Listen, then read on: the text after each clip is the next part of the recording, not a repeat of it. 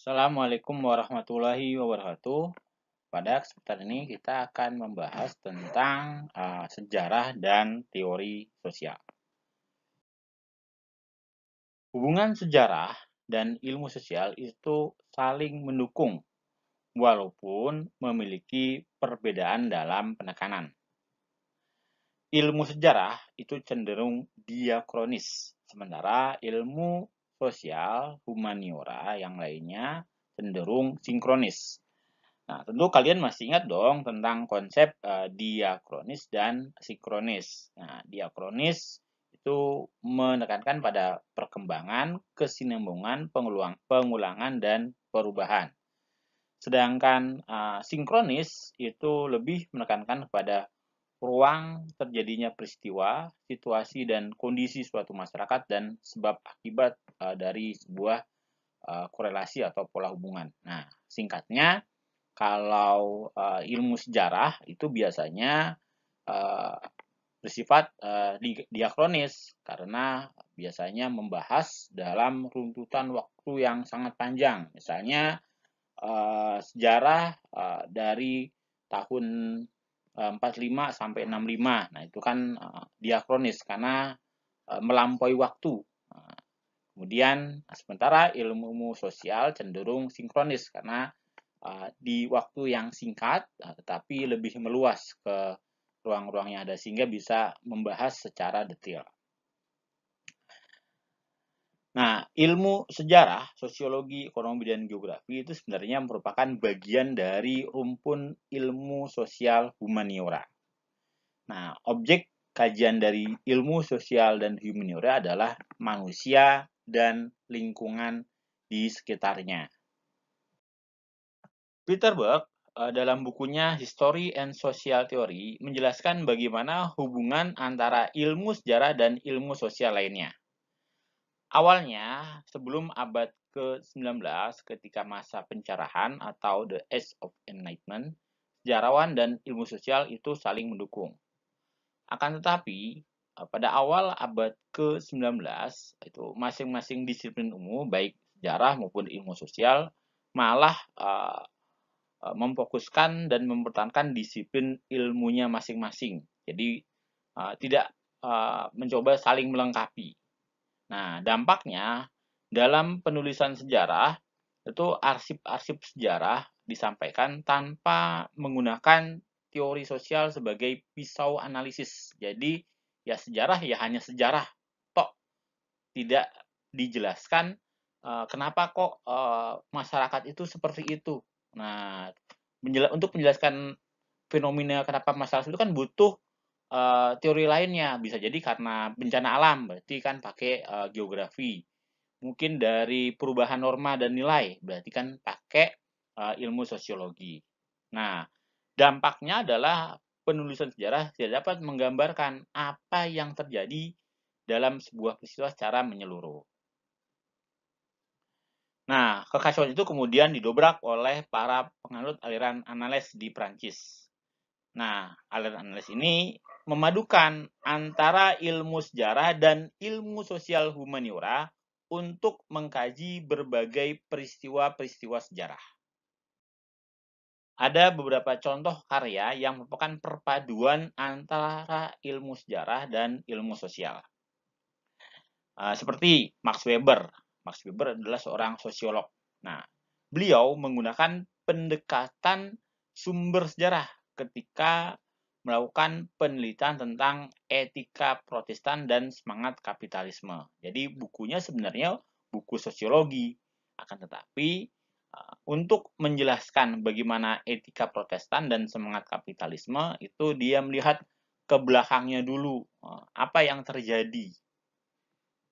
Kemudian sejarawan Fernand Braudel, ya, dia menggunakan berbagai teori baik ilmu sosial, geografi, sosiologi, dan ekonomi.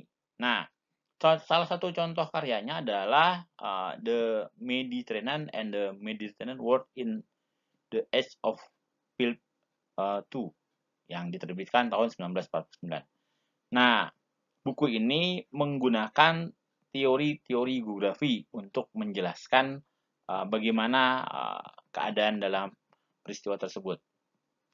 Kemudian di Indonesia, Sartono Kartodirjo, seorang sejarawan, juga menggunakan teori sosial seperti birokrasi, kelas sosial, dan perubahan sosial untuk menjelaskan kenapa terjadinya pemberontakan petani di Banten tahun 1888, sehingga akhirnya bisa mendapatkan gambaran yang utuh kenapa kok terjadi pemberontakan petani di Banten. Karena pemberontakan petani di Banten itu ternyata banyak sekali penyebabnya, ya, dan tidak bisa hanya dilihat dari peristiwanya saja, karena itu menyangkut bagaimana hubungan antar masyarakatnya, status sosialnya, dan sebagainya.